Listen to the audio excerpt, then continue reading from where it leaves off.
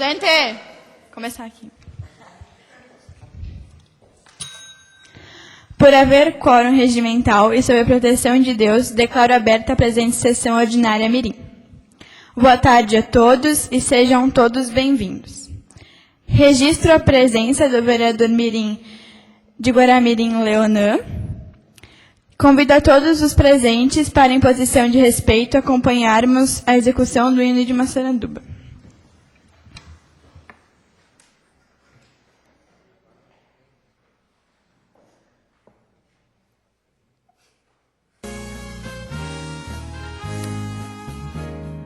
Bravos colonizadores, imigrantes europeus, fundaram Massaranduba, enviados por Deus. Povo honroso e trabalhador, fez essas terras com suor e muito amor. Capital catarinense do arroz, encanta quem aqui chegar. No presente e no futuro cantaremos, pois és tu que eu sempre quis. Minha Massaranduba, de verdes matas e um povo feliz. Ó Massaranduba, meu berço adorado, cantinho do Brasil, um título no estado. Ó Massaranduba, de grande tesouro, do prato brasileiro, és tu o grão de ouro.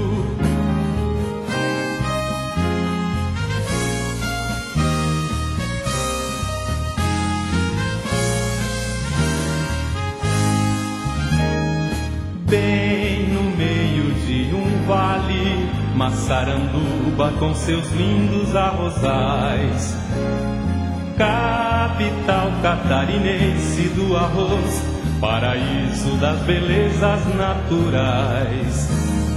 Criações e plantações, descendentes de várias nações. Nunca deixarei de te amar. Ó Massaranduba, meu berço adorado, cantinho do Brasil, um título no estado. Ó Massaranduba, de grande tesouro, do prato brasileiro, és tu o grão de ouro. Ó Massaranduba, meu berço adorado, cantinho do Brasil, um título no estado. Ó Massaranduba, de grande tesouro, do prato brasileiro, és tu o grão de ouro.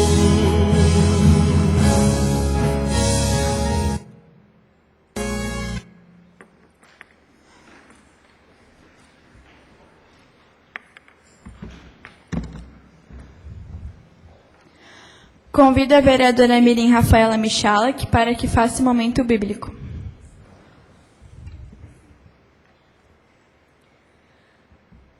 Não vos enganeis, de Deus não se zomba, pois aquilo que o homem semear, isso também ceifará.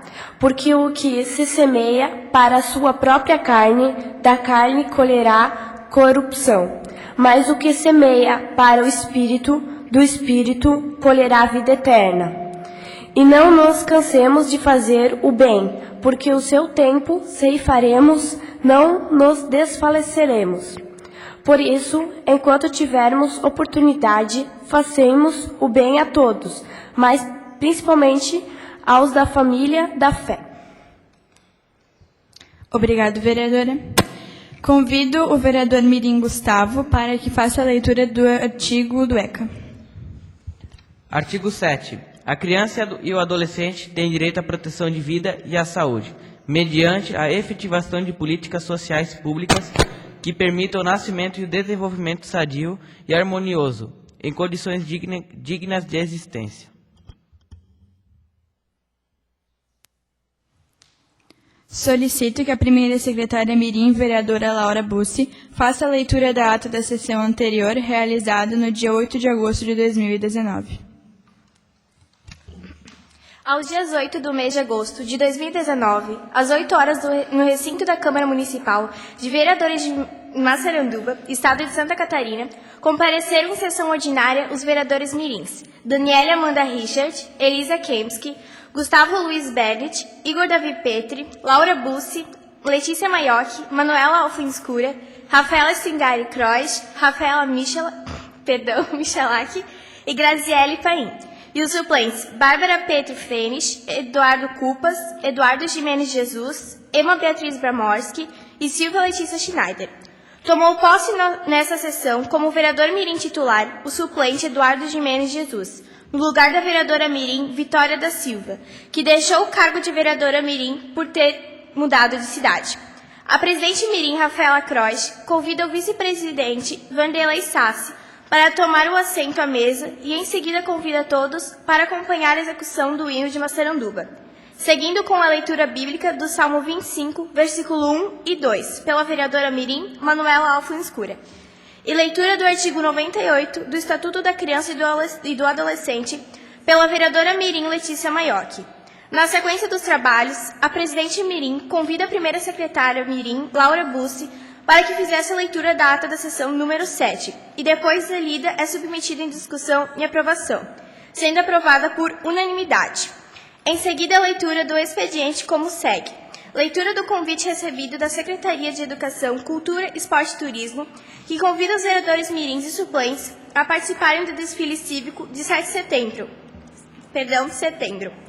Leitura da indicação número 7, de autoria do vereador mirim Gustavo Luiz Bernett, que solicita envio ao prefeito municipal. Revisão dos assuntos abordados nas matérias de português e matemática do projeto Nono Ano Integral. Indicação de número 8, de autoria do vereador mirim Eduardo Jimenez Jesus, que solicita envio ao prefeito municipal. Fechamento das laterais e melhorias na iluminação da quadra de esportes e colocação de gramado sintético no campo da Escola Ministro Pedro Aleixo. Indicação número 9, de autoria do vereador mirim Gustavo Jimenez Jesus, que solicita envio ao prefeito municipal. Manutenção e melhoria da estrutura física de algumas salas da Escola Ministro Pedro Aleixo. A presidente mirim, Rafaela Stringari Croix, recebe as indicações mirim 7, 8 e 9, protocoladas nessa data, e acusa o recebimento da convitada Secretaria da Educação para o desfile cívico e o estendente a todos os mirins e suplentes. Ordem do dia. A presidente mirim deferiu a indicação número 7, revisões dos assuntos abordados na matéria de português e matemática do projeto Nono Ano Integral, da qual o vereador mirim Gustavo apresentou justificativa. Deferiu a indicação número 8, fechamento das laterais e melhorias na iluminação da quadra de esportes e colocação do gramado sintético no campo da Escola Ministro Pedro Aleixo. Indicação número 9, manutenção e melhoria na estrutura física de algumas salas da Escola Ministro Pedro Aleixo, das quais o vereador mirim Jimenez Jesus apresentou justificativa. Solicitou à presidente que a Secretaria da Câmara faça o encaminhamento das indicações deferidas ao prefeito municipal. A presidente mirim, Rafaela Croix, explana algumas informações acerca de participação dos vereadores mirins ao evento Câmara Mirim 2019 em Brasília, que se realiza nos dias 24 e 25 de outubro, e procede à leitura dos 3 projetos que foram selecionados para discussão e votação no evento, os quais prosseguem. Projeto 1. Inclusão da vacina H1N1 ao calendário da vacina anual. Projeto 2. Diminuição do uso de agrotóxicos para a preservação das abelhas. E projeto 3. Bibliotecas escolares de rede pública abertas durante todo o ano letivo. Explicou ainda que a mesa diretora autorizou a participação de 6 vereadores mirins ao evento e que 3 cargas estão destinadas aos presidentes mirins, Elisa Kempski e Rafaela Stringari Croix, e vice-presidente mirim do primeiro e segundo semestre, Gustavo Luiz Bernett. E 3 vagas serão sorteadas. Em seguida, procedeu a leitura dos vereadores mirins que participarão do sorteio, sendo eles Daniela Amanda Richard, Eduardo Jimenez Jesus, Graziele Fernandes Paim, Laura Bussi, Igor Davi Petri, Manuela Alfenscura, Letícia Maiocchi e Rafaela Michalak. Na sequência, passou a palavra ao vice-presidente Vanderlei Sassi, que fez um breve pronunciamento sobre o evento de Brasília e convidou o pai da vereadora Mirim Grazielli, presente na sessão, para que fizesse o sorteio juntamente com o presidente Mirim, tendo sido sorteados Laura Bussi, Rafaela Croix e Letícia Maiocchi. Palavra livre. Os vereadores Mirins foram dispensados a palavra livre por haver agendado, após o final da sessão Mirim, visitação e fiscalização às obras que estão em execução no município, acompanhados pelo engenheiro civil Andrei Krichansky, da Prefeitura Municipal. E nada mais havendo a deliberar, a presente Mirim encerra a presente sessão e eu, Marilu Maiocchi, assistente administrativo, digitei a presente ata, que foi lavrada pela primeira secretária Mirim, Laura Bussi, e vai assinada pela presidente, pela secretária e nobres vereadores mirins, mas serão dúvida em 8 de agosto de 2019. Está em discussão a ata da sessão anterior. Ata em votação. Quem estiver de acordo permaneça como está, ao contrário se manifeste.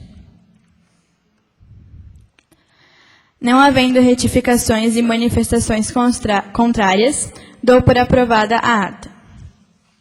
Solicito que a primeira secretária Mirim, Laura Bussi, faça a leitura do expediente. Sessão ordinária Mirim, de 27 de agosto de 2019. Indicações. Do vereador Mirim, Gustavo Luiz Bennett, número 10. Implantação de placas de captação de energia solar ou fotovoltaica nas escolas do município, com a seguinte justificativa. Energia fotovoltaica desenvolve força eletromotriz pela ação da luz, ou seja, produz quando iluminada. Essa energia poderá ser usada nas dependências das escolas, reduzindo o custo de energia, e o excedente poderá ser armazenado e vendido para o Celesc.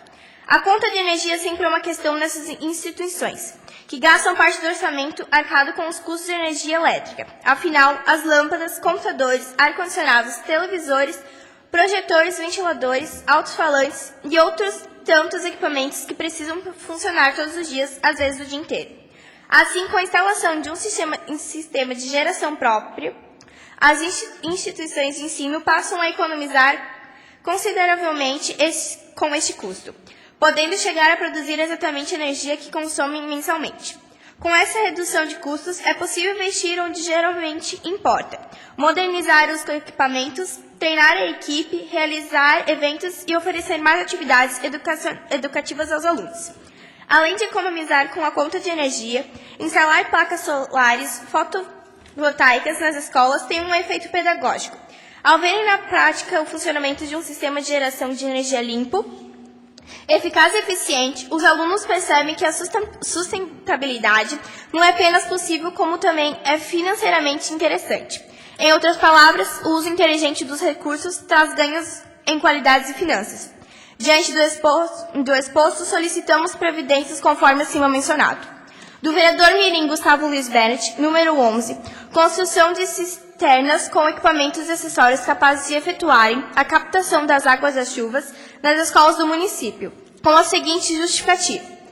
A cisterna é um reservatório que faz a captação da água da chuva e armazena para o uso doméstico geral, ou seja, é um sistema de aproveitamento da água da chuva, de baixo custo que serve para armazenar água, para os usos restritos, como, por exemplo, irrigação de jardins e hortas, lavagem de pisos externos, descargas sanitárias, entre outros.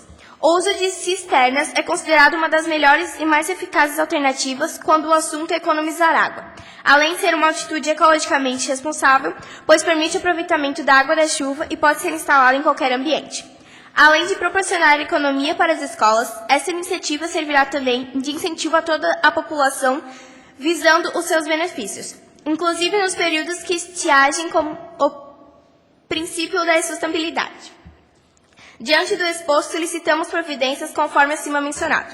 Do vereador Mirim Gustavo Luiz Bennett, número 12, pavimentação asfáltica da Rua Felipe Bernat, no bairro Campinha, com a seguinte justificativa. Solicito que esta Casa Legislativa encaminhe ofício ao chefe do Poder Executivo Municipal, solicitando que sejam tomadas providências para a pavimentação asfáltica da Rua Felipe Bernat, no bairro Campinha. A pavimentação asfáltica é de suma importância para a nossa comunidade, gerando melhor qualidade de vida e oportunizando melhor trafegabilidade de veículos e pedestres. Trata-se de um anseio comunitário e um sonho das famílias em serem agraciadas com a pavimentação, uma vez que ameniza os transtornos causados pela ação do tempo, tanto no período chuvoso quanto no período de secas. A rua tem 1.067 quilômetros de extensão. Diante do oposto, solicitamos providências conforme acima mencionado. Da vereadora Mirim Rafaela Michalak, número 13. Sinalizar e de marcar vagas de estacionamento na escola Prof. Araci Duarte, com a seguinte justificativa. Solicito que esta Casa Legislativa encaminhe ofício ao chefe do Poder Executivo Municipal, solicitando que sejam tomadas providências para que sejam colocadas placas indicativas, entrada e saída, no estacionamento da escola Professora Araci Duarte, e que também sejam marcadas as vagas para os veículos. Atualmente, na área do estacionamento da escola, há 2 acessos. No entanto, os carros e ônibus entram e saem aleatoriamente. Como a circulação de crianças é constante nesse local, porque ficam ali esperando o ônibus ou seus responsáveis, para buscá-los no término da aula, seria muito importante a colocação de placas definindo a entrada e a saída dos veículos, contribuindo assim para evitar acidentes. Também faça-se necessário marcar as vagas de estacionamento, porque os carros estacionam de qualquer forma, e fazer um rebaixamento na calçada para melhorar o acesso do ônibus no estacionamento.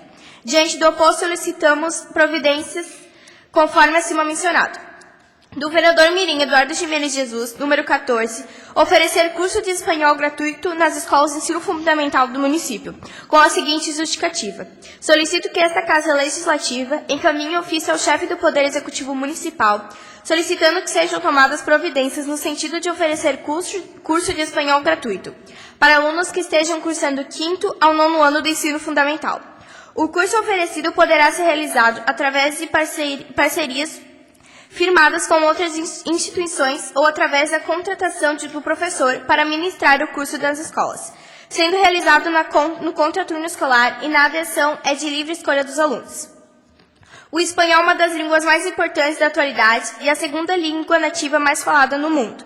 O ensino da língua espanhola desde o ensino fundamental pode contribuir para que o processo educacional dos alunos seja enriquecido e tenha mais oportunidades no mercado de trabalho. Diante do oposto, solicitamos providências conforme acima mencionado. Da vereadora Mirim Rafaela Michalak, número 15. Viabilizar condições para grafitar o muro da quadra da Escola Professora Araci Duarte, com a seguinte justificativa. Solicito que esta Casa Legislativa encaminhe ofício ao chefe do Poder Executivo Municipal, solicitando que sejam tomadas providências para que sejam viabilizadas condições para que a escola possa grafitar o muro da quadra. A ideia inicial seria o fornecimento dos materiais necessários: tinta, spray, pincéis e a contratação de um profissional na área para supervisionar e auxiliar alunos da escola para realizar a tarefa. É comum nos dias atuais os adolescentes não demonstrar interesse pela escola e, como consequência, acabam apresentando comportamentos inadequados, desrespeitando seu patrimônio. Com a realização dessa atividade, possibilitará aos alunos a se expressarem e emitir opiniões, criando um vínculo escola-comunidade onde todos se sintam parte e responsáveis, tornando o espaço escolar um ambiente agradável a todos. Diante do oposto, solicitamos providências conforme acima mencionado. Do vereador Mirim Eduardo Gimenez Jesus, número 16. Fortalecer as aulas de inglês nas escolas de ensino fundamental do município, com a seguinte justificativa. Solicito que esta Casa Legislativa encaminhe ofício ao chefe do Poder Executivo Municipal e à Secretaria de Educação Municipal, solicitando que sejam tomadas providências no sentido de fortalecer as aulas de inglês nas escolas do município.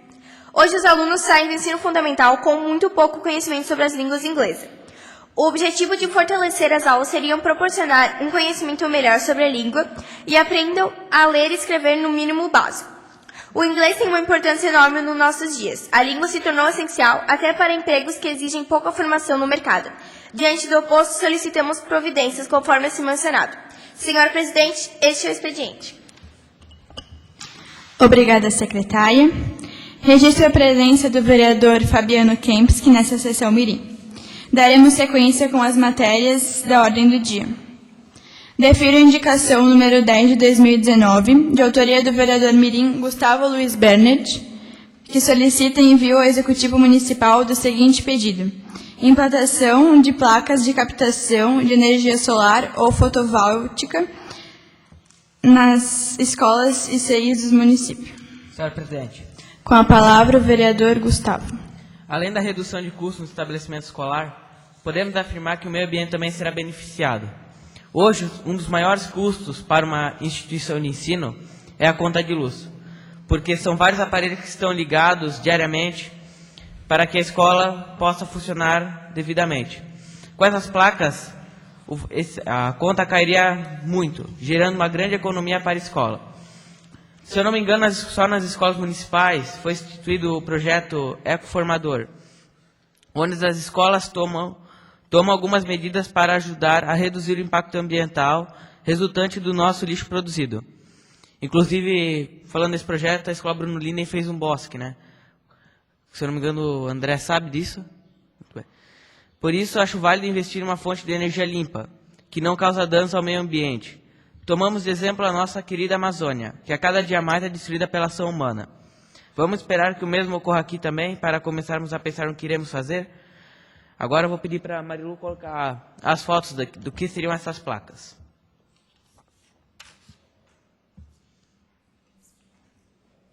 Essa é a Escola de Ensino Básico Roberto Schutz, no município de Rancho Queimado. E essa escola já é autossuficiente numa questão de energia elétrica, graças a essas placas. E a primeira escola pública do país a fazer um sistema desses. Muito obrigado. Senhora presidente, Com a palavra, a vereadora Elisa. quero parabenizar o vereador Gustavo pela indicação e dizer que essa ideia poderia ser implantada também nas escolas estaduais. Obrigada. Defiro a indicação número 11 de 2019, de autoria do vereador mirim Gustavo Luiz Bernert, que solicita envio ao Executivo Municipal do seguinte pedido: construção de cisternas com equipamentos e acessórios capazes de efetuarem a captação das águas das chuvas nas escolas do município. Senhora presidente, Com a palavra, o vereador Gustavo. sabemos hoje que a água é de suma importância para a vida humana, mas também sabemos que a água doce é cada vez mais escassa no mundo. Por isso, implantarmos as cisternas é algo bom. Ela armazena a água da chuva, que depois é filtrada para assim termos uma água potável. E o melhor, sem trazer impactos para o meio ambiente e totalmente gratuita. Esta indicação, senhora presidente, tem o mesmo objetivo da indicação 010 de 2019, reduzir o impacto ambiental e trazer economia. Também gostaria de novo pedir para que a Marilu colocasse no reprojetor de como seriam esses equipamentos.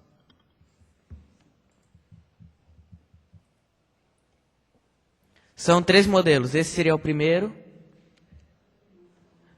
Seria o mais elaborado. Esse seria um já mais econômico. E esse também seria um outro de baixo custo. Muito obrigado.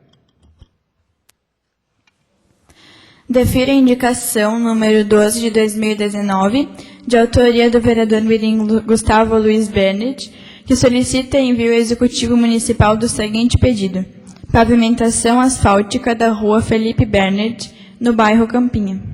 Senhor presidente, Com a palavra, o vereador Gustavo. antes de apresentar a justificativa, gostaria de fazer uma correção na leitura. A rua ela tem 1 km e 600 metros. E 60 metros, perdão. Os moradores da rua Felipe Bernert já estão esperando essa pavimentação por mais ou menos 3 anos. E é sempre a mesma história. Começa a campanha para prefeito e vereador, eles prometem asfaltar a rua e esquecem dela. Na rua existem 3 empresas: Mecânica Jair Nunes, Marmoraria Bern e Cerâmica Bern.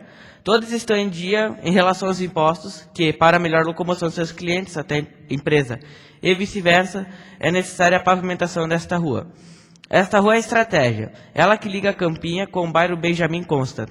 Muitos dos caminhões que vão preferem passar por ela para chegar ao seu destino, que muitas vezes são confecções. E os moradores também terão de pagar uma certa taxa para que o município faça essa obra. Muito obrigado.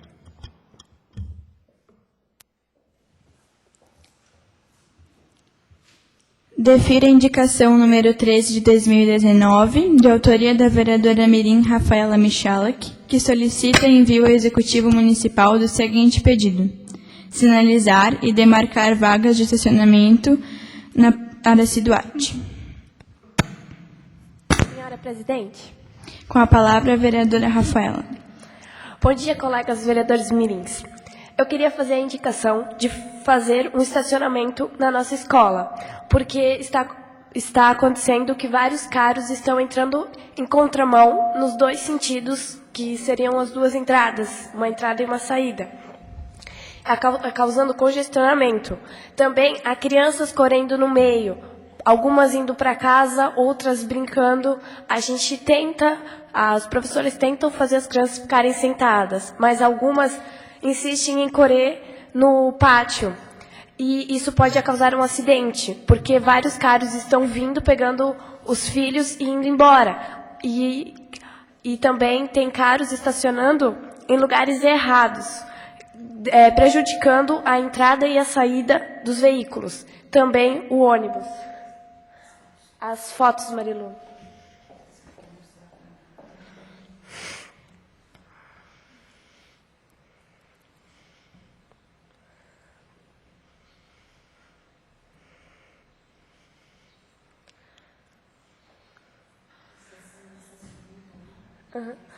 Esse é o estacionamento da nossa escola. Por exemplo, tem essa saída lá, ó. Aí os carros saem e entram pela mesma saída. As crianças ficam brincando, os carros estacionados onde que não pode, né? E aí o ônibus vem e atrapalha a circulação do estacionamento. Aí seria assim, né? Uma sugestão. Que nós colocássemos uma placa de entrada, onde que os carros só iam entrar, e uma placa de saída, onde que os carros só iam sair. E a demarcação do estacionamento, onde que pode e não pode estacionar.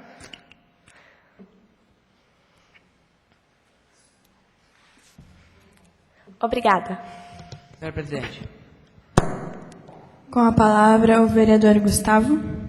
Gostaria de parabenizar a vereadora Rafaela Michalak pela sua preocupação com os alunos. Muito obrigado.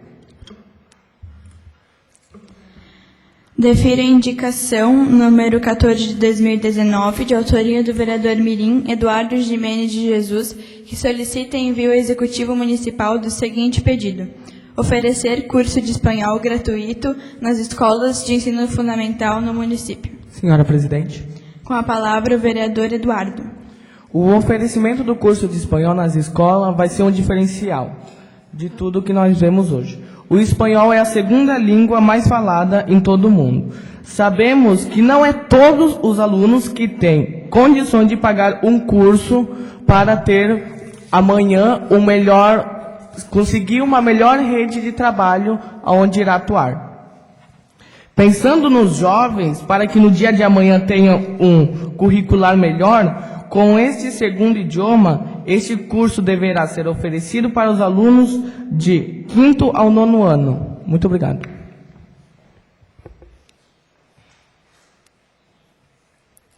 Defiro a indicação número 15 de 2019, de autoria da vereadora Mirim Rafaela Michalak, que solicita envio ao Executivo Municipal do seguinte pedido: viabilizar condições para grafitar o muro da quadra da Araci Duarte. Senhora Presidente. Com a palavra, a vereadora Rafaela. Boa tarde, colegas vereadores Mirim. Eu queria falar sobre o muro da nossa escola, que está, digamos, feio. E a gente queria fazer um melhor ambiente para os alunos, onde que eles gostem da escola. E fazer com que eles próprios gostem, fazer com que eles próprios pintem esse muro, que seria grafitar. Esse é o muro da quadra. ela está assim, não está muito bonito e seria melhor para o ambiente da escola. Muito obrigada.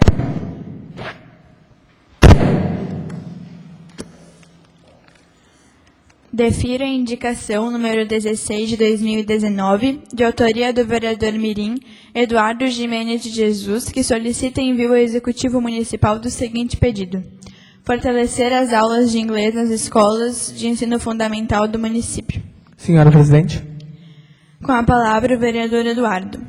Hoje temos as aulas de inglês no nosso município. Só que muitos alunos saem do ensino fundamental, do 9º ano, sem saber escrever pelo menos o básico do inglês e falar. Isso não é por causa dos alunos. Não podemos jogar a culpa nos alunos. Mas sim pelo, como que eu poderia dizer? O ensinamento muito lento da segunda língua. E também não posso dizer profissionalizar os alunos, mas sim fortalecer um pouco mais o inglês deles. Muito obrigado. Com a palavra o vereador Igor. Isso não só acontece nas escolas municipais, mas também nas estaduais. Então eu queria deixar no meu total apoio ao Eduardo. Obrigado. Senhor presidente, Com a palavra o vereador Gustavo. também gostaria de manifestar meu apoio ao vereador Eduardo nas duas indicações que ele trouxe hoje para a gente. Muito obrigado. Solicito que a Secretaria da Câmara encaminhe cópias das indicações deferidas no dia de hoje para o prefeito municipal. Nada mais havendo na ordem do dia, daremos prosseguimento com a palavra livre, conforme lista de inscrição. Concedo a palavra ao vereador Mirim Gustavo Bernet, para que faça uso da palavra pelo tempo de até 5 minutos.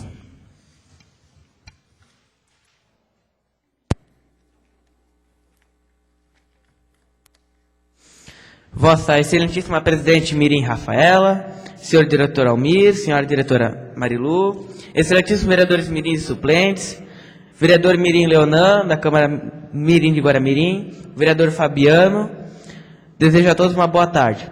Trago hoje a essa tribuna um tema para a apreciação de todos nós. Venho falar sobre o grau de escolaridade para cargos eletivos. Muitos ainda têm dúvida da idade para tal cargo eletivo e a escolaridade.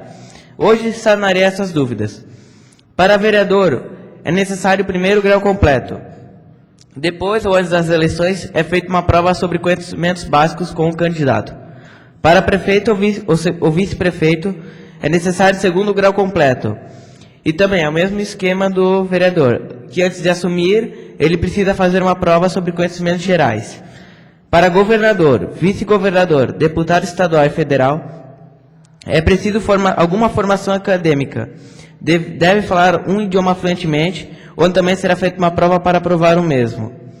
Senadores, suplentes, presidente e vice-presidente da República, superior completo, cursos pertinentes ao cargo: administração pública, economia, relações públicas, direito, jornalismo, licenciaturas de qualquer natureza. Falar no mínimo 4 idiomas fluentemente, e para isso deverá ser provado por meio de uma prova escrita a ser aplicada antes ou depois das eleições, para testar seus conhecimentos. Notamos que existe uma exigência em todos os cargos: prova de conhecimento básico, que é fundamental, e também o ensino fundamental a partir do vereador ensino médio. O que é o certo, porque não podemos pensar que um presidente da República poderá ter apenas um ensino fundamental, visto que ele terá que governar um país. Muito obrigado. Concedo a palavra ao vereador Mirim Igor Davi Petri para que faça uso da palavra pelo tempo de até 5 minutos.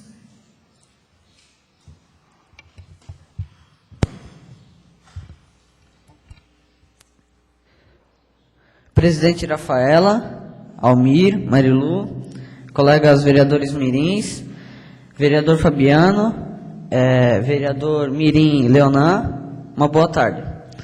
Hoje venho falar sobre um dos grandes desejos dos adolescentes, a carteira de habilitação. Marilu, a habilitação para menores de 16 anos foi um simples projeto.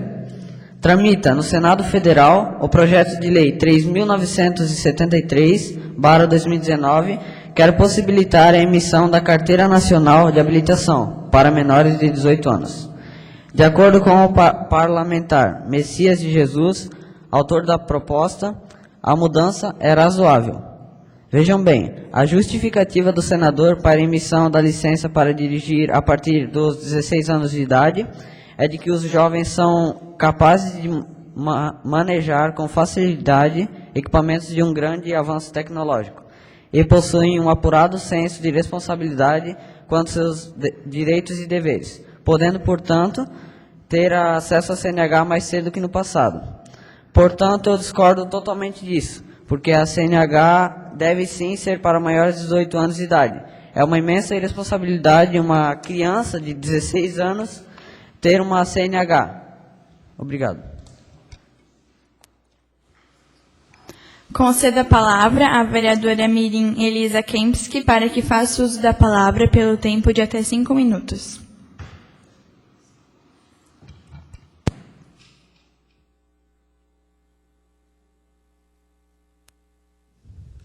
Presidente Rafaela, vice-presidente Gustavo, vereador Fabiano Kempski, vereador Mirim de Guaramirim Leonan, diretor Almir, Marilu, nobres colegas vereadores mirins, suplentes, a todos presentes, uma boa tarde. Hoje venho aqui, com grande alegria, falar de um tema muito importante para a sociedade. Venho falar sobre a redução da maioridade penal. A redução da maioridade penal no Brasil refere-se aos diferentes esforços, ideias ou iniciativas visando possíveis mudanças na legislação brasileira sobre a penalização de menores de 18 anos. Vejam bem, a redução da maioridade penal chegou a ser aprovada pela Câmara em 2015 e hoje aguarda apreciação pelo Senado Federal. A redução da maioridade penal para 16 anos é defendida pelo atual presidente da República. A medida é mencionada em seu plano de governo, Gustavo. Essa é uma discussão que vem acontecendo há muitos anos e que envolve convicções sobre responsabilidade individual e sobre a implementação de políticas públicas no país. Então, vereadores, o que é melhor para o Brasil? Manter a maioridade penal em 18 anos ou reduzi-la para 16 anos de idade? Segundo o site Wikipédia e Brasil Escola, os crimes praticados por adolescentes ou crianças são defendidos como atos infracionais e seus praticantes como infratores. As penalidades previstas, Igor, são chamadas de medidas socioeducativas e se restringem apenas a adolescentes de 12 a 17 anos de idade. O Estatuto da Criança e do Adolescente estabelece, em seu artigo 121, inciso 3º, quanto ao adolescente infrator que, em nenhuma hipótese, o período máximo de internação excederá a 3 anos. Após esse período, será transferido para o sistema de semiliberdade ou liberdade assistida, podendo retornar ao regime de internação em caso de mau comportamento. Para alguns, o Estatuto da Criança e do Adolescente, Almir, não procura dar proteção à criança e ao adolescente, mas recuperar aquele que cometeu erros, muitas vezes motivado por inúmeros fatores sociais ou até mesmo por sua prematuridade. Penso que no Brasil realmente há uma desigualdade social muito grande. E muitas vezes isso pode influenciar na vida e no crescimento de uma pessoa. Mas hoje, um adolescente de 16 anos de idade tem acesso a diversas informações e sabe diferenciar o certo do errado. Esse é um assunto complicado e que gera diversas opiniões diferentes. Aos que apoiam a mudança, dizendo que isso diminuiria a quantidade de crimes que vem ocorrendo no Brasil, e os que são contra a mudança, pois pensam que muitas vezes os crimes cometidos por crianças e adolescentes acontecem devido à sua prematuridade, Letícia. Então, você é a favor da redução da maioridade penal ou você é contra? Quero encerrar minha fala com uma frase do autor Machado de Assis que diz: O tempo é um tecido invisível em que se pode bordar tudo. Obrigada. Concedo a palavra à vereadora Mirim Rafaela Michalak para que faça uso da palavra pelo tempo de até 5 minutos.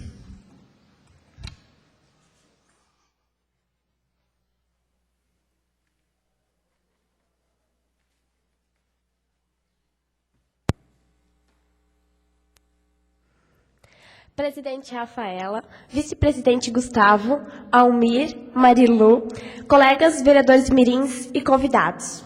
Uma boa tarde. Hoje eu estou aqui para falar sobre algo muito importante, que está afetando muitas pessoas. Meu tema é automutilação. Repito, meu tema é automutilação. Mas você sabe o que essa palavra significa, Emma?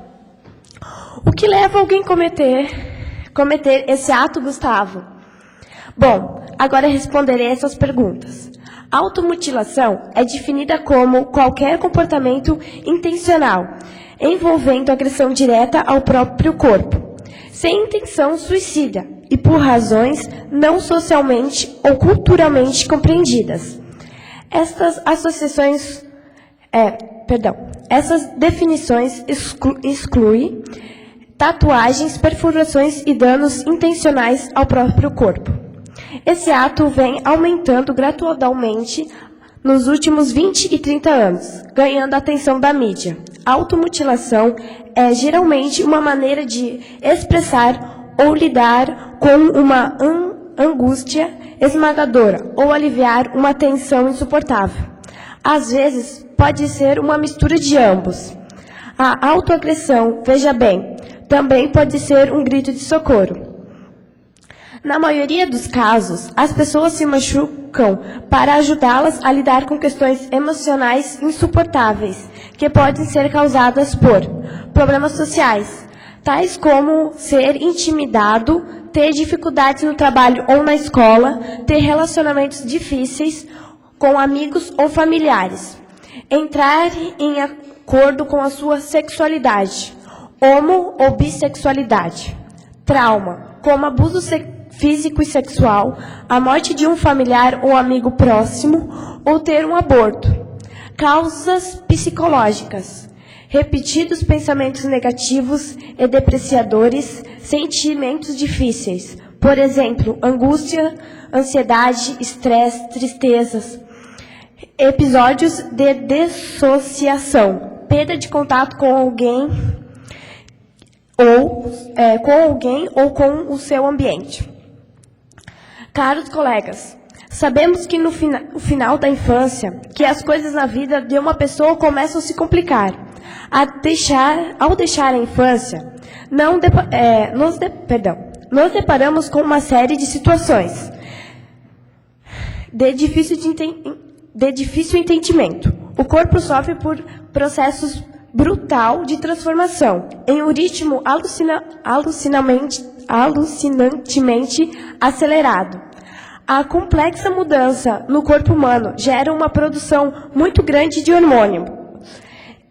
É um processo de preparação de estrutura humana, que ainda há pouco era de uma criança, para receber todas as alterações físicas e mentais que uma vida adulta irá exigir. Esse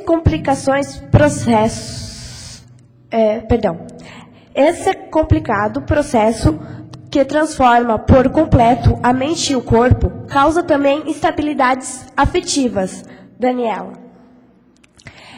É quando choramos com maior facilidade e frequência, quando não conseguimos compreender alguma decisão e vontade das pessoas, quando não conseguimos enxergar com clareza que profissão seguir, de quem gostar ou de como gostar desse alguém. Sentimos também dificuldade na compreensão dos conflitos enfrentados pelos outros.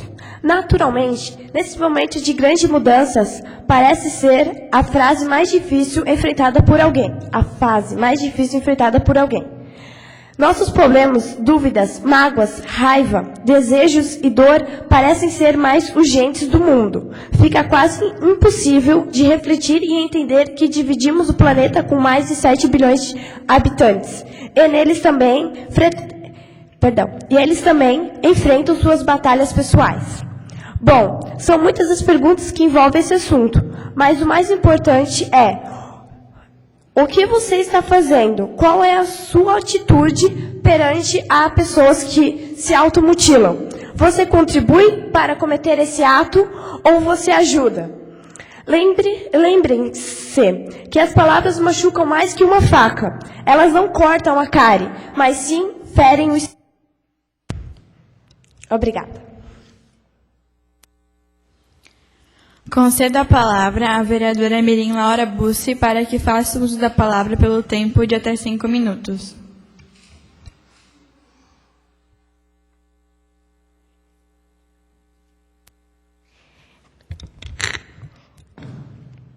Presente Rafaela, vice Gustavo, Almir, Marilu, vereador Mirim de Guaramirim, demais presentes, boa tarde. É sempre uma enorme honra estar aqui nessa tribuna discursando para todos vocês.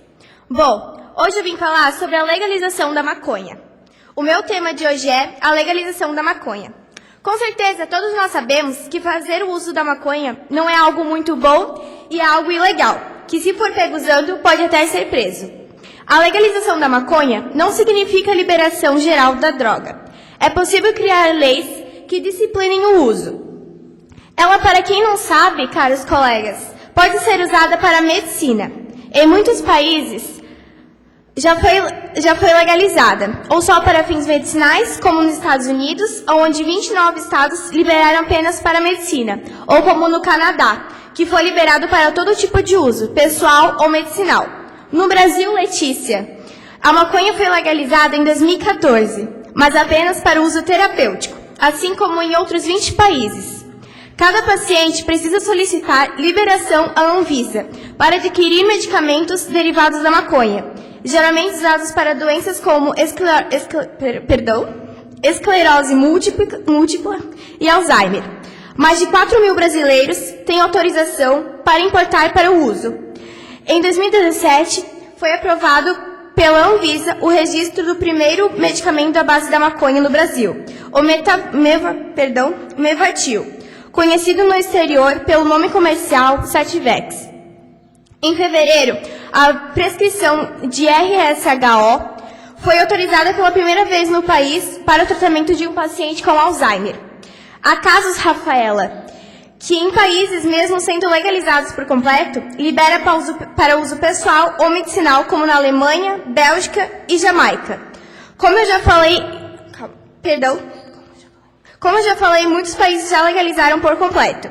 O Uruguai foi o primeiro, em 2014, a legalizar a produção, a distribuição e o consumo de cannabis. O acesso à maconha no Uruguai é permitido de 3 formas: comprando na farmácia, em um clube próprio para venda ou cultivo doméstico. Bom, eu falei sobre ela na medicina, mas vocês sabem o que ela causa no nosso corpo só por usarmos por diversão? Vejam bem, a droga pode afetar a atividade locomotora, humor, memória e pulmões. Os efeitos do uso da maconha no organismo pode variar de acordo com a característica do usuário, com o seu estado de espírito, com o ambiente em que ocorre o consumo e também na atividade e também com as características da droga. Na atividade locomotora, a maconha promove, de maneira geral, uma diminuição da atividade motora, fazendo com que a pessoa se movimente menos e possa chegar a um estado de sonolência. Já na frequência cardíaca, principalmente em pessoas que usam a droga pela primeira vez, pode haver um aumento da frequência cardíaca.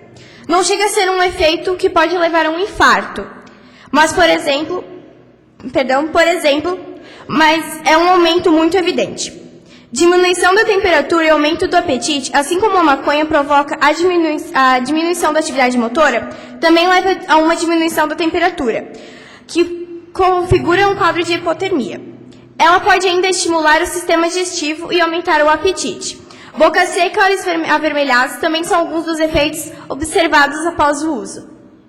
Quanto aos efeitos no humor do usuário, a droga tanto pode provocar relaxamento e calma quanto uma sensação de ansiedade e angústia. A maconha prejudica principalmente a memória de curto prazo e também a chamada memória de trabalho. A dependência no caso da maconha pode se caracterizar pela necessidade de aumentar a dose para obter os mesmos efeitos e também pelos sintomas de abstinência como irritabilidade, falta de apetite e insônia. Na minha opinião, eu acho que sim, deveria ser legalizada, mas apenas para o uso da área da medicina. E na sua opinião, o que você acha sobre a legalização da maconha? Obrigada. Concedo a palavra à vereadora Mirim Manuela Alfens Cura para que faça uso da palavra pelo tempo de até 5 minutos.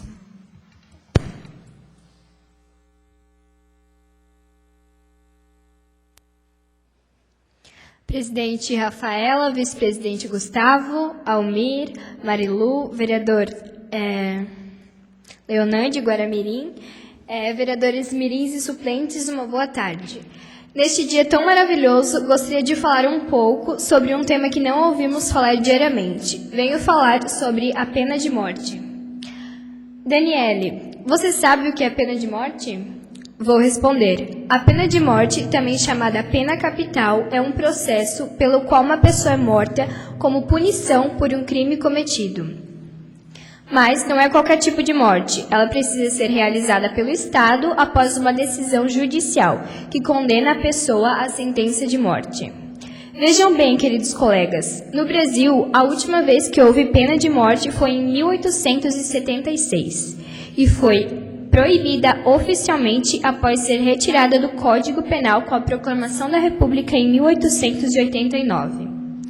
Segundo alguns historiadores, a pena de morte no Brasil servia como forma de amedrontar os escravos da época. Essa mudança de abolir a pena de morte no Brasil tornou o Brasil a segunda nação das Américas a abolir a pena de morte para crimes comuns, ficando atrás apenas da Costa Rica, que aboliu a pena capital em 1859. Mas e agora, vereadores mirins? Nos dias atuais, a pena de morte foi completamente abolida do Brasil? Não.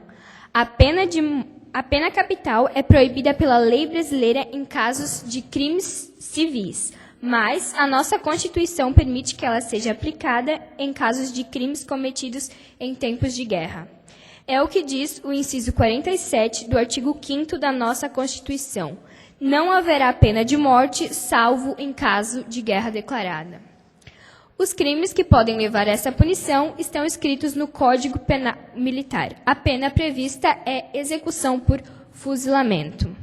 Irei falar alguns exemplos de crimes que têm a punição de pena de morte em casos de guerra: traição, covardia, rebelar-se ou incitar a desobediência contra a hierarquia militar, deserdar ou abandonar o posto na frente do inimigo, praticar genocídio, crimes de roubo ou extorsão em zonas de operações militares, entre outros. Ainda que a pena de morte em casos de guerra continue a existir no nosso ordenamento jurídico, ela nunca foi colocada em prática, nem mesmo na Segunda Guerra Mundial, o último conflito armado que o Brasil se envolveu. Bom, vereadores, eu citei em meu discurso os pontos como o que é pena de morte, quando foi abolida em nosso país, que a pena de morte é aplicada somente em casos de guerras, e entre outros. Agora eu pergunto a vocês, vereadores mirins, vocês são contra ou a favor da pena de morte ser liberada para crimes comuns cometidos em nosso país? Obrigada. Concedo a palavra à vereadora Mirim Letícia Maiocchi para que faça uso da palavra pelo tempo de até 5 minutos.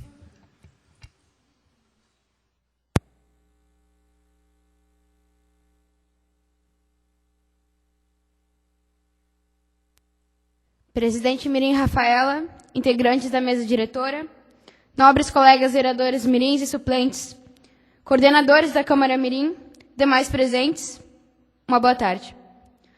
Novamente nessa tribuna, exclamo com total sinceridade que é um prazer estar aqui. No dia de hoje, irei abordar um assunto um tanto quanto complexo, que divide várias opiniões e teorias. Vou falar sobre posse de armas de fogo. André, você sabe o que realmente é a posse de armas? Segundo o site Politize, Eduardo, no Brasil, a posse de arma é dita como um direito adquirido por meio do recebimento do certificado de registro de arma de fogo pela Polícia Federal. Segundo o Estatuto do Desarmamento, em seu artigo 5º, esclarece.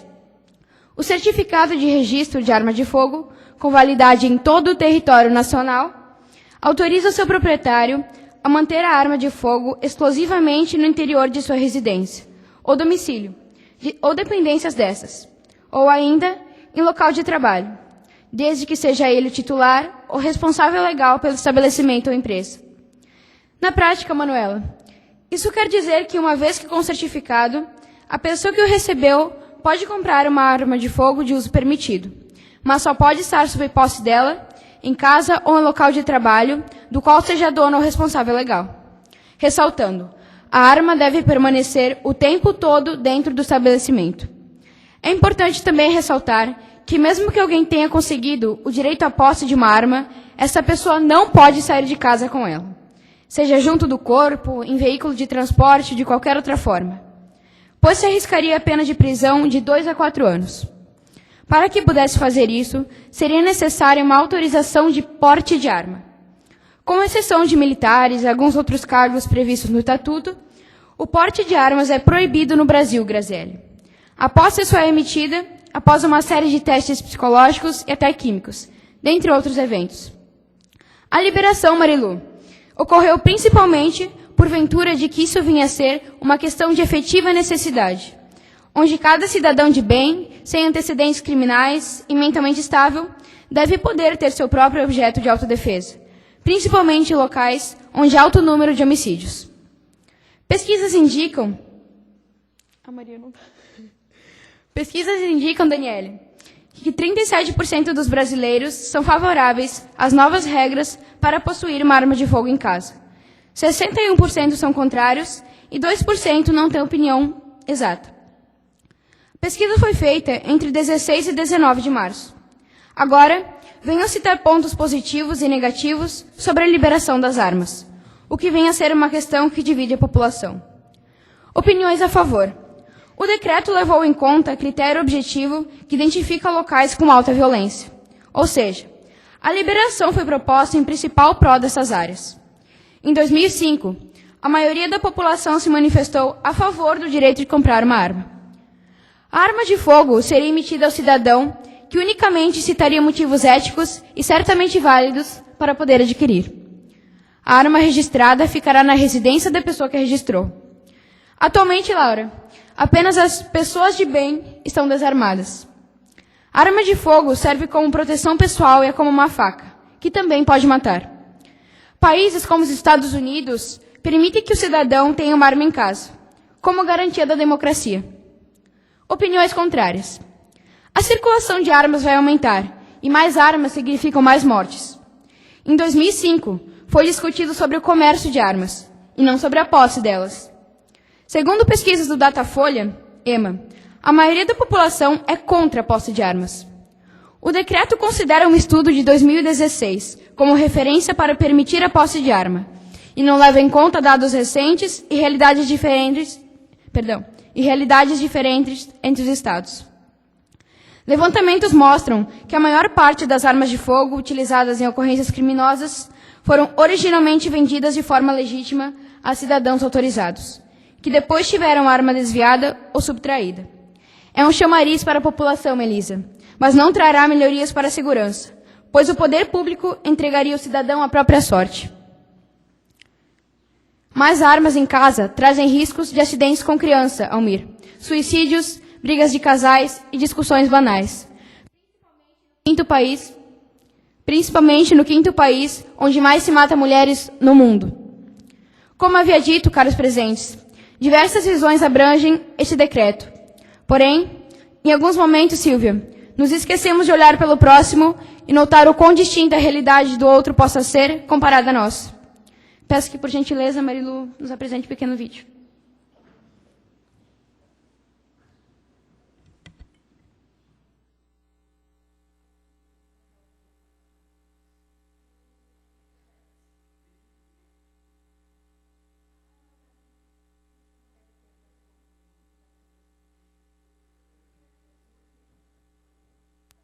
Perdão, o vídeo acabou se perdendo, mas ele se tratava de uma carcereira que sofreu abusos desde os primeiros 3 anos de vida.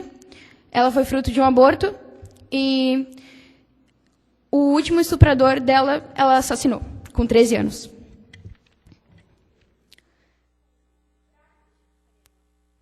Trago este vídeo para uma curta reflexão. Talvez para mim, que cresci com família presente numa casa de classe média, numa cidade segura e com condições de vida adequadas, uma arma não fosse necessária. Mas e para Vânia? Vânia era mulher. E se ela tivesse tido algum acesso a armas, tão jovem e inocente, poderia esse acesso ter mudado a sua vida? Vereadores, me encontro inapta a opinar, mas tenho certeza de que as vidas são diferentes para cada um, as suas realidades e as suas visões perante o mundo. Acredito que cada sim ou cada não que dissermos precisa ser discutido entre a sociedade no geral. Muito obrigado. Concedo a palavra à vereadora Mirim Daniele Richard para que faça uso da palavra pelo tempo de até 5 minutos.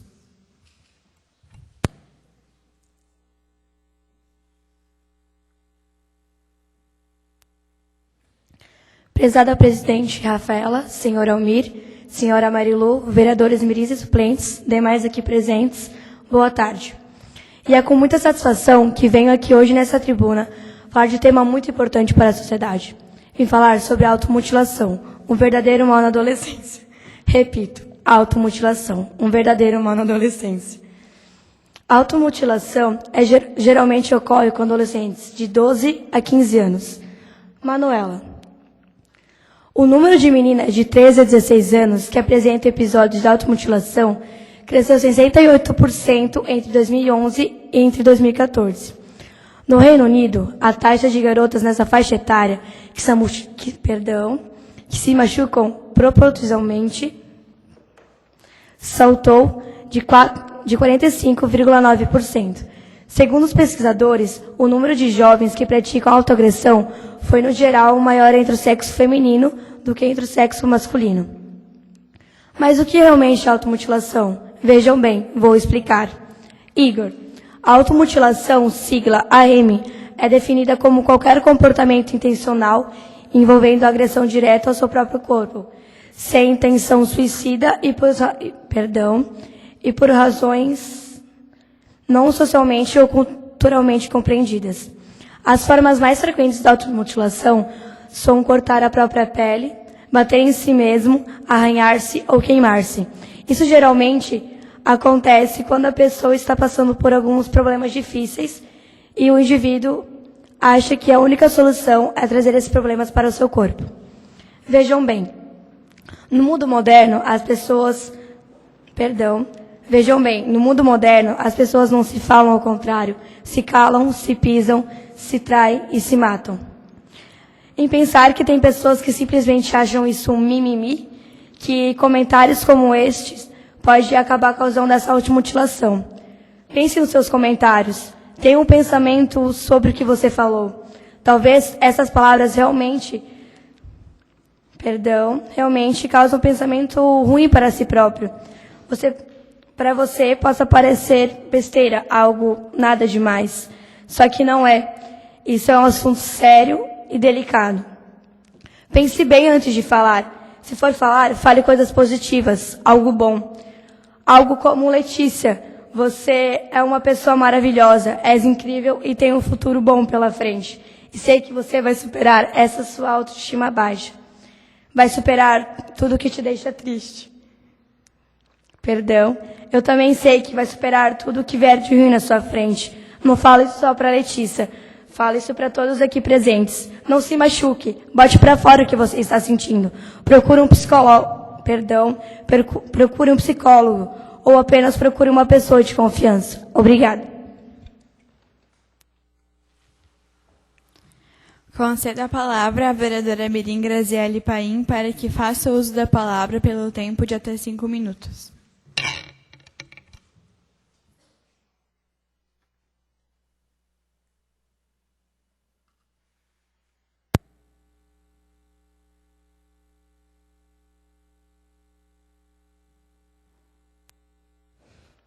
Presidente Rafaela, vice-presidente Gustavo, Almir, Marilu, autoridades da mesa e demais presentes, uma boa tarde. Hoje, nesta tarde do dia 27/8, venho a essa tribuna impor a minha opinião, apontar fatos e discutir sobre a redução da maioridade penal. Sim, o meu tema é a redução da maioridade penal. Mas, bom, primeiramente, o que é a maioridade penal? Irei responder. Maioridade penal é a idade mínima que uma pessoa pode ser julgada criminalmente por seus atos, como um adulto. No Brasil e em vários países do mundo, a maioridade penal começa a partir dos 18 anos de idade. Um dos temas mais discutidos atualmente na política brasileira, as regras da maioridade penal estão em debate permanente. A PEC, que diminui a idade mínima com que uma pessoa pode ir para a prisão em caso de crimes hediondos, ou seja, uma redução da maioridade penal. Ela chega a ser aprovada pela Câmara em 2015 e hoje aguarda pelo Senado Federal.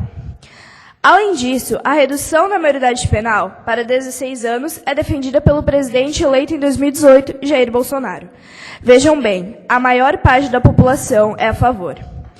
O Datafolha divulgou uma pesquisa em que 87% dos entrevistados afirmam ser a favor da maioridade penal. A favor da redução da maioridade penal, perdão. Repito, 87% dos entrevistadores afirmam ser a favor da redução da maioridade penal. Apesar de que a visão da maioria nem sempre é a visão correta, é importante considerar a opinião popular em temas que afetam o cotidiano. Com a consciência de que não podem ser presos, adolescentes sentem maior liberdade para cometer crimes. Em matéria divulgada pelo portal R7, em 2014, um garoto que, na véspera de seu aniversário de 18 anos, matou a sua namorada e exibiu o vídeo para seus amigos.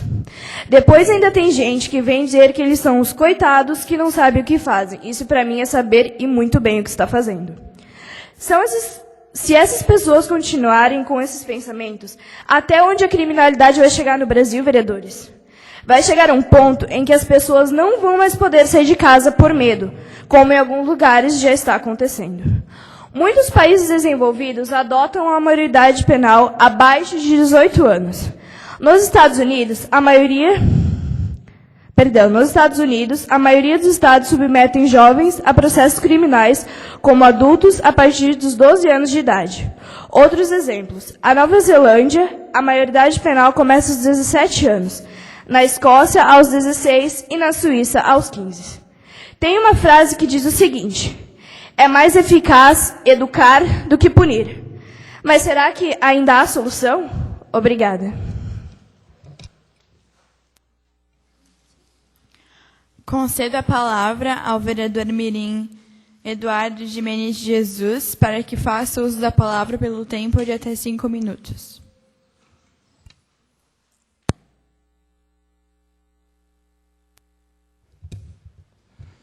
Boa tarde a todos.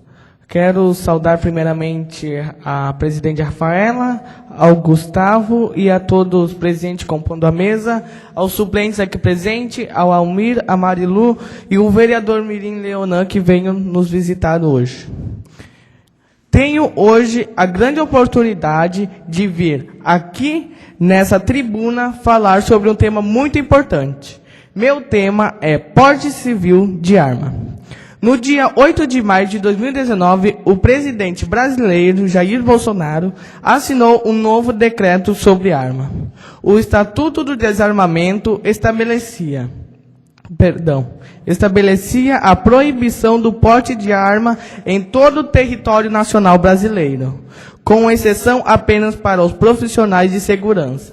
Irei repetir novamente, apenas para os profissionais de segurança.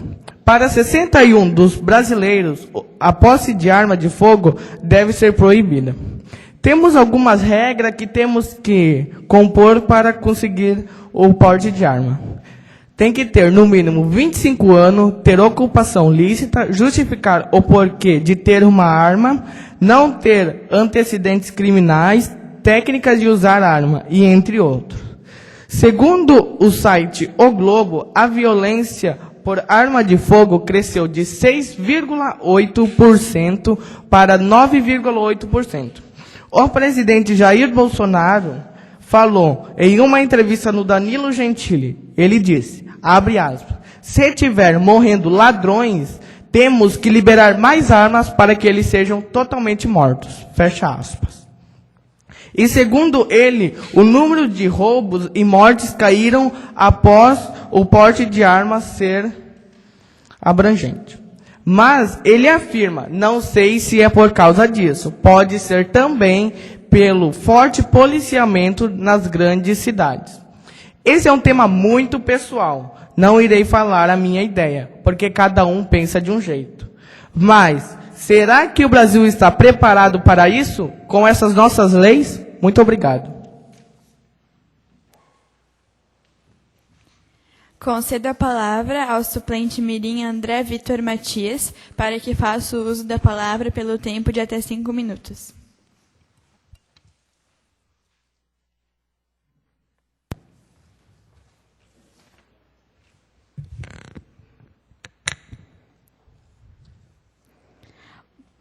Boa tarde, presidente Rafaela, colegas vereadores e demais presentes. Quero agradecer a oportunidade de falar sobre um tema de debate em nossa sociedade. Vou ocupar alguns minutos de sua atenção para falar sobre a redução da maioridade penal. Em 11 de janeiro de 2003, entrou em vigor o Código Civil, que reduz a maioridade penal no Brasil, de 21 para 18 anos. A proposta de emenda à Constituição 171 de 1993, que prevê a redução da idade mínima, com uma pessoa pode ir para a prisão em caso de crimes hediondos. Chegou a ser aprovado pela Câmara em 2015 e hoje aguarda a presenciação pelo Senado Federal. Países como Bélgica, Canadá, Dinamarca, Estados Unidos e muitos outros têm a ideia penal de adultos valendo a partir de 16 anos de idade do cidadão, em alguns casos até mesmo antes.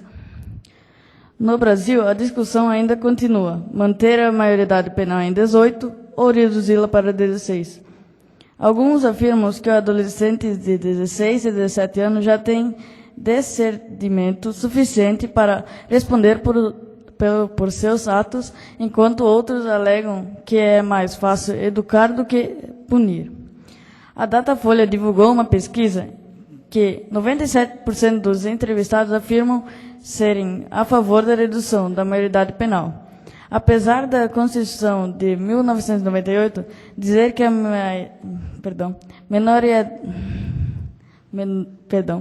menores de 18 anos são inimputáveis, ou seja, não podem ser condenados à prisão como adultos, porém podem ser responsabilizados por seus atos com a pena diferenciada. Com base nos dados apresentados, me coloco a favor da redução da maioridade penal, estando ciente que isso me afeta diretamente. Obrigado. Concedo a palavra ao suplente mirim Eduardo Cupas, para que faça o uso da palavra pelo tempo de até 5 minutos.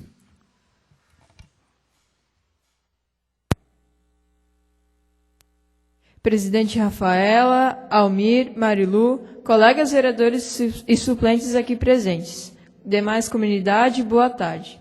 É com uma grande satisfação de estar aqui presente, de poder estar discursando aqui nessa tribuna e de estar envolvendo um assunto onde todos se envolvem, sendo cidadãos, os direitos humanos e o bem-estar da nossa cidade. Venho falar sobre o porte civil de armas de fogo. Todos têm o direito de se defender, mas ninguém tem o direito de matar. Existem outras formas não letais de se defender e de lidar com a segurança pública. Se existissem leis que dessem o direito de matar alguém, seriam leis injustas. Se o conceito atual de justiça permite a vingança, que o Estado delete alguém do mapa, esse conceito está errado.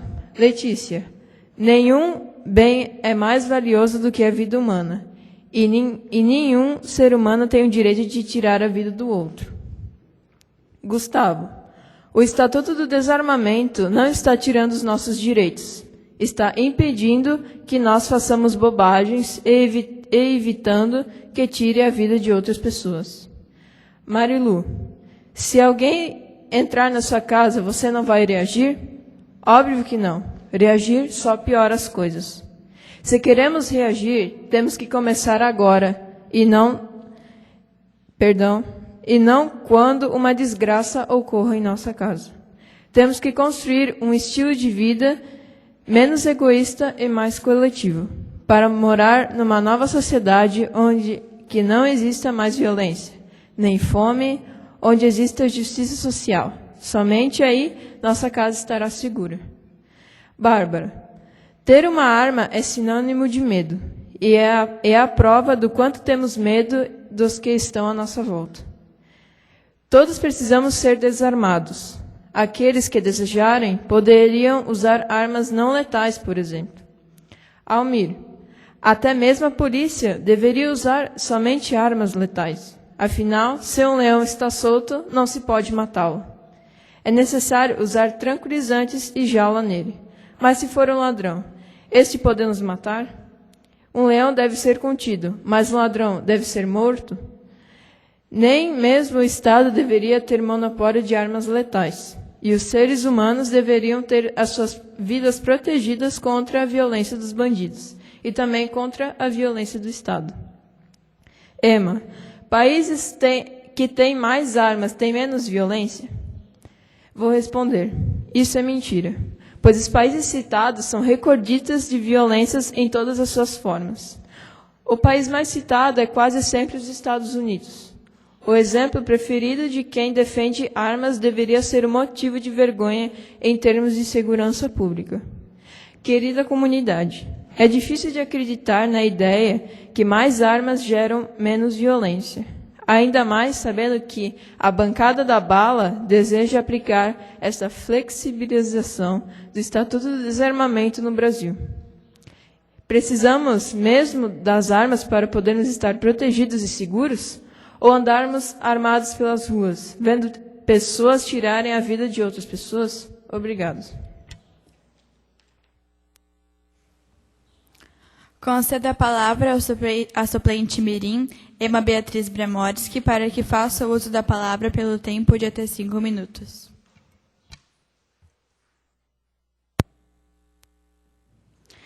Senhor Presidente Rafaela, Almir, Marilu, colegas vereadores e comunidade, boa tarde. Hoje venho aqui nessa tribuna falar sobre a automutilação, um novo mal da adolescência. É nessa fase da vida, Laura, que passamos por mudanças hormonais e sociais que vão interferir no nosso modo pelo resto de nossas vidas. Nessa fase é onde perdemos um pouco da noção do que é certo e do que é o errado. Não se sabe, Manuela, o porquê de desenvolvermos o autoflagelo. Uma das teorias é de que sabemos lidar melhor com a dor física do que a dor psicológica. Orientamos nosso cérebro a se preocupar com a dor momentânea e desviar nossos pensamentos do sofrimento profundo que estamos passando. O acompanhamento psicológico nessa etapa da vida é extremamente importante e deve ser indispensável caso haja histórico de autoflagelo. Vejam bem, o Centro de Valorização à Vida também é uma das opções, caso o adolescente não se sinta confortável falando sobre os atos de automutilação com alguém que é próximo. Basta ligar para 141 e conversar com um voluntário. Nos tempos de hoje, já foram criados vários métodos para tentar desviar a atenção da vontade de extravasar a vontade por meio da automutilação. Um dos mais conhecidos, vereadores, é o da borboleta. Desenhar uma borboleta no lugar aonde pretendia se machucar. Se o desenho sair de forma natural, através de banhos, você conseguiu devolver a sua borboleta para a natureza. Deixo claro aqui que quem se automutila, quem se priva de algo para ver o seu corpo sofrer, não está em busca de atenção. Bem pelo contrário, quem tem esse tipo de pensamento já está em um nível obscuro e profundo de depressão e tristeza, que perde o próprio respeito sobre si. Por isso eu digo, cuide bem do seu corpo, porque se você negligenciá-lo, ele vai gritar. Se ele estiver debilitado, não há nada que podemos fazer a não ser e esperar ele se curar. Obrigado. Concedo a palavra à suplente mirim Bárbara Petri Fenris para que faça uso da palavra pelo tempo de até 5 minutos.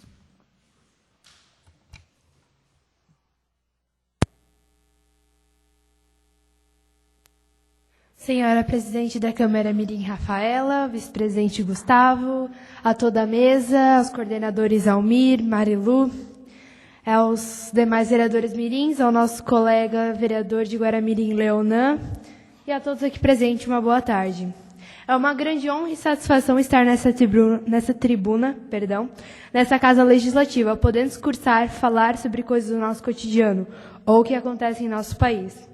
Bom, hoje eu vou ocupar uns minutos de vocês falando sobre a redução da maioridade penal, que nada mais é que a reforma ou redução da maioridade penal no Brasil, que refere-se aos diferentes esforços, ideias ou iniciativas visando possíveis mudanças na legislação brasileira sobre a penalização de menores de 18 anos, especialmente no que diz a respeito à possível redução da idade para a aplicação da punição criminal, legalmente chamada de imputabilidade penal, que ficou conhecida como maioridade penal. Atualmente, a legislação diz que a maioridade penal no Brasil ocorre aos 18 anos, segundo o artigo 228 da Constituição Federal de 1988. Primeiro parágrafo. Reforçado pelo artigo 27 do Código Penal, parágrafo 2, e pelo artigo 104 do Estatuto da Criança e do Adolescente, ECA, Lei número 8.069 de 1900, parágrafo 3. É importante ressaltar que parte da doutrina considerada que o artigo 228 da Constituição Federal protege o direito individual e, por consequência, torna-se uma cláusula pétrea o que inviabiliza a sua revogação. Os crimes ou contravenções praticados por adolescentes ou crianças são definidos como atos infracionais e seus praticantes como infratores, ou como preferem outros, de adolescentes em conflito com a lei. A penalidade prevista para adolescentes de 12 a 17 anos restringem apenas a esses adolescentes. O Estatuto da Criança e do Adolescente estabelece em seu artigo no seu artigo 121, inciso 3, quanto ao adolescente infrator, que em nenhuma hipótese o período máximo de infração deve exceder a 3 anos, por cada ato infracional grave, conforme entende os tribunais. Após esse período, será transferido para o sistema de semi-liberdade ou liberdade assistida, podendo retornar ao regime de internação em caso de mau comportamento. A proposta da redução da maioridade penal no Brasil de 18 para 16 anos, nos casos de crimes hediondos, homicídios doloso e lesão corporal, seguida de morte, gerou controvérsias em debates da Comissão da Constituição, Justiça e Cidadania, CCJ, nesta quinta-feira, dia 27. As mudanças estão previstas numa proposta de emenda constitucional da PEC 115 de 2015, que tramita no Congresso desde a Comissão Constitucional. Na CCJ, ela será relatada pelo autor do pedido para o debate, senador Marcelo Castro, do MDB do Piauí. Ele justificou a audiência dizendo que é preciso atualizar os parlamentares em primeiro mandato sobre o tema, dizendo o seguinte: estamos tratando de um assunto de mais alta relevância e complexidade, para a qual não encontramos um norte firme e consensual no direito comparado. Alguns países entendem de um jeito e outros de outros. Por isso precisamos de um diálogo transparente com pessoas de visões diferentes, a fim de elaborarmos uma legislação adequada para o nosso país, explicou o parlamentar. O Procurador Regional da República, Guilherme Zanini Shelby, disse que o tema deve ser tratado do ponto de vista civilizatório, com a inclusão dos pais e das famílias na educação e nos cuidados com as crianças brasileiras. Para ele, é claro, a sensação de impunabilidade estimula adolescentes a práticas violências. O ex-ministro da Justiça, José Eduardo Cardoso, considerou o sistema penitenciário nacional uma das principais causas de criminalidade no Brasil. Embora o problema contraditório a todas as oposições favoráveis da PEC 115/2015, justificando que a prática de exceções restritivas da liberdade sem um critério apurado diminui as chances e reinserções sociais, inclusive as inibitórias ou condutas indevidas no futuro. Para o ex-ministro, a voz das ruas não pode ser de dimensão interpretativa, a ponto de moldar a Constituição sempre que houver pedidos. Segundo Cardoso, a integridade da Carta Magna deve ser respeitada enquanto estiver em vigor, sobre o risco de levar a sociedade a voltar aos tempos de Bárbara na arena romana. Mas para nós adolescentes, após os 18 anos, considerados independentes dos nossos pais, podendo tomar decisões sozinhas, como, por exemplo, o consentimento para fazer uma cirurgia. Mas aos 16, temos liberdade para votarmos e decidirmos quem comandará nosso país. Aos 15, já podemos ter carteira de trabalho, trabalhando como jovem aprendiz. E por que aos 16 não podemos ser presos? Na minha opinião, prender o jovem não acabaria com os roubos nem nada, apenas adiantaria esse processo. O mais educativo e promissor seria mandar para as escolas especializadas, como, por exemplo, uma escola militar. Afinal, o Estatuto da Criança e do Adolescente diz que toda criança tem direito de estudar até os 18 anos. Marilu, por favor.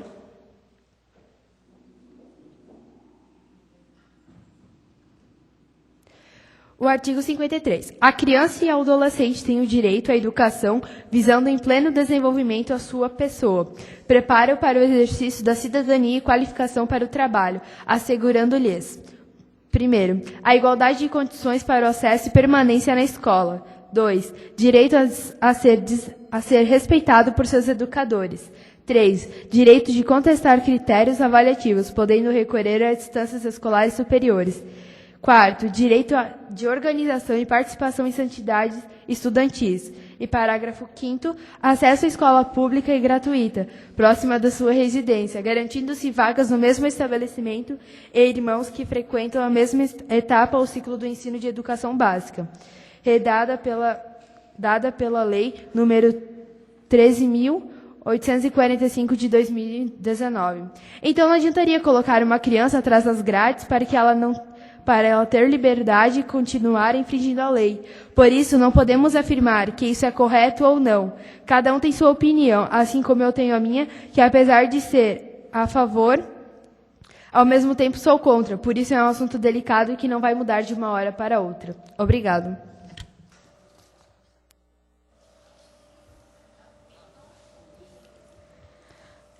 Concedo a palavra à suplente mirim, Silvia Letícia Schneider, para que faça uso da palavra pelo tempo de até 5 minutos.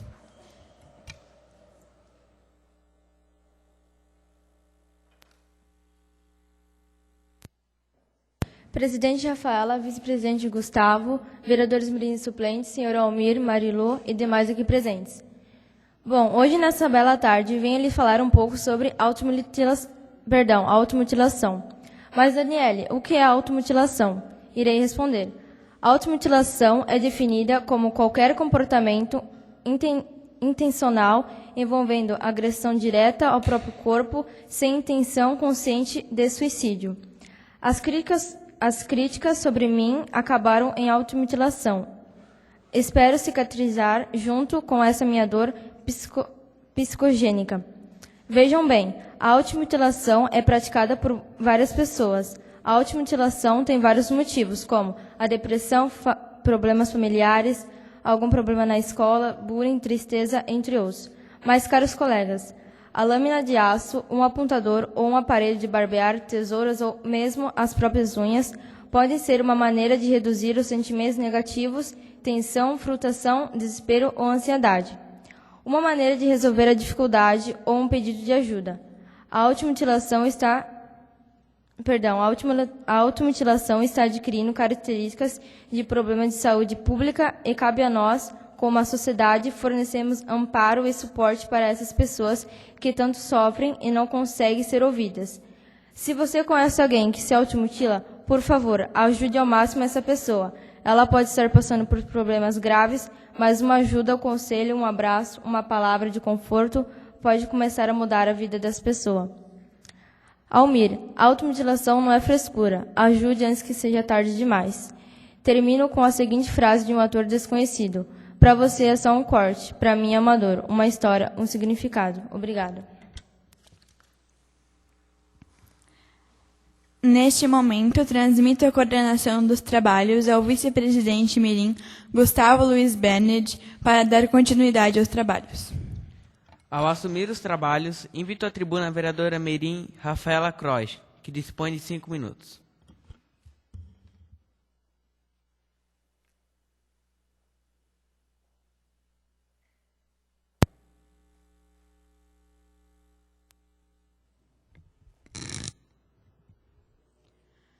Colegas vereadores mirins e suplentes, Almir, Marilu, demais aqui presentes, uma boa tarde aqui a todos e ao vereador mirim Leonan.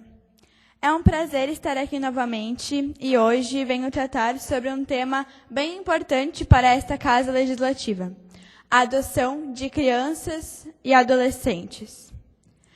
Vejam bem, a adoção é uma forma de colocação em família substituta, ou seja, a família que adota, quem adota, está ali para substituir a família biológica. Segundo o Conselho Nacional de Justiça, em todo o Brasil, 47 mil crianças e adolescentes vivem em abrigos. Outro dado que chama a atenção é que somente 8.420 crianças e adolescentes estão no Cadastro Nacional de Adoção. Isso quer dizer que apenas 17,8% do total estão aptos pela lei a encontrar uma família nova.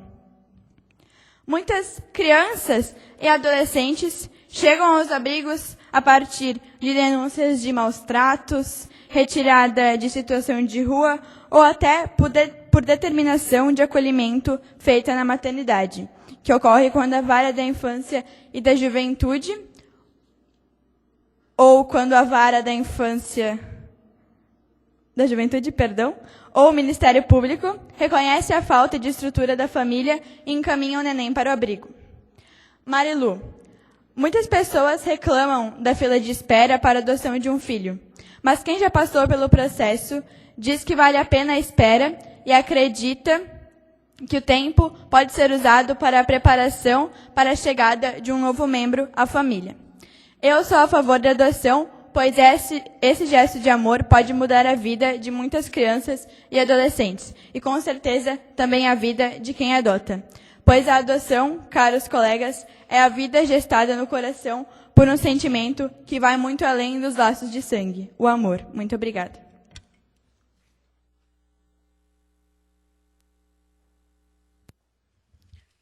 Devolvo a palavra ao presidente mirim para dar continuidade aos trabalhos.